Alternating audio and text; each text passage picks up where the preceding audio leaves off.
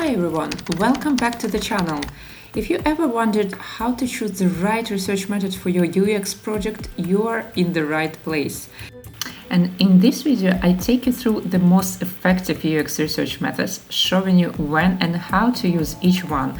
Of course, with real-life examples. And from card sorting to tree testing, you will learn how to apply these techniques at different stages. By the end of the video, you will have a solid understanding of which methods to apply at each stage of your project to elevate your designs and create amazing user experience. So let's dive in. And we start with the card sorting. Card sorting is one of the first research methods I will use when organizing content. And participants usually organize cards, each representing different content, into groups that make sense to them.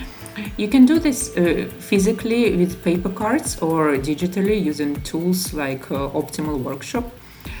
And as an example, it could be imagine that you are designing a new website. So early on, you can use card sorting to figure out how users naturally group content, which is best used in the early design stage when you're only defining the structure and organization of your site or application.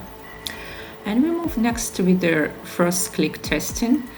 And this method is just perfect for checking if your design is intuitive. You give participants a task like finding a product on your site, and then you analyze where they first click. And this helps you see if users are heading into the right direction to complete their task. Say you are just redesign your homepage, and you can use first click testing to ensure users click the right link or button to reach their goal. This method is most effective after you have a design ready, especially when you want to test a specific interface element. And now on to 5-second testing, a quick way to test your design's impact. The execution of it is very simple. You show participants your design for just 5 seconds, and then you ask them what they remember. And it's very well tested whether your design communicates its message clearly and quickly. For example, if you're designing a landing page, 5-second testing will help you ensure that users immediately grasp the main message and call to action on this page. You should use this method in the early to mid-design stage to evaluate how effective your design is before committing to more detailed development. And interviews are the go-to method for gathering deep insights directly from users. You conduct a one-on-one conversation, asking open-ended questions to understand user needs, experiences, and pain points. And this can be structured or more free-form depending on your goals. An example would be before, for example, redesigning an application, conducting interviews can reveal users' frustrations and what they're looking for in the new version. So interviews are crucial in the early stages of designs to gather qualitative data and really understand what users need. Next is preference testing, and it's great when you're deciding between different design options. For instance, you present participants with different design variations and ask which one they prefer. This is often done as A/B testing, and for example, imagine you're debating between two button styles. Preference testing will show which one users find more appealing or maybe user-friendly, or which way they think make more sense to them.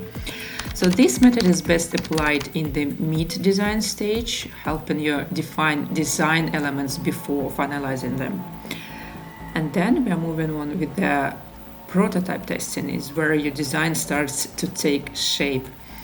User interact with the prototype, giving feedback on its usability and functionality, and prototypes can be simple paper sketches or even interactive digital models. And for example, testing a new app prototype lets you catch usability issues early on, saving you headaches in a later stage. So use prototype testing in the mid to late design stage. so you can validate your concept and make very necessary adjustments before you actually develop something. Surveys are a great way to gather quantitative data from a large group of users. You distribute structured questions to collect data on user preferences, behaviors, and satisfaction.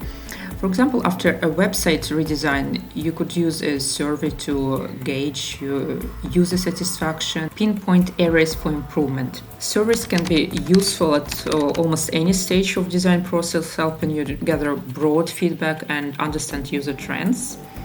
Finally, let's discuss tree testing, a very useful method that ensures your site structure makes sense.